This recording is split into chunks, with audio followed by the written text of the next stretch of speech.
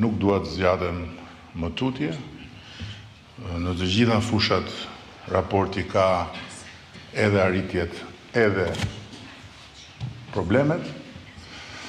Në të gjitha fushat raporti ju thot shqiptarëve që Shqipëria ecën vendosmërisht në drejtimin e duhur, dhe nga ana tjetër na thot ne se çfarë duhet bëjmë më shumë dhe më mirë që të ecim pa asnjë ndalesë për të arritur objektivin e vitit 2027.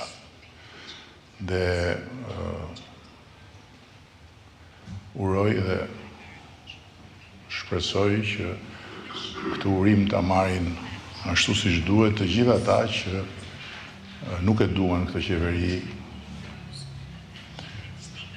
por që sot duhet të ndjehen shumë mirë, sepse sa më pranë bëhes të jemi, aq më shumë do të ketë edhe për ta hapësirë dhe për kujdesje, gjë që nuk mungon as në këtë raport.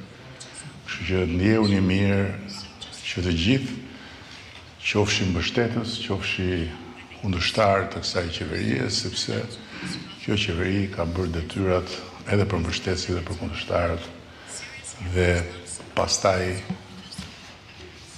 afërmiteti gjithnjë më i madh me Bashkimin Evropian është një garanci për të gjithë.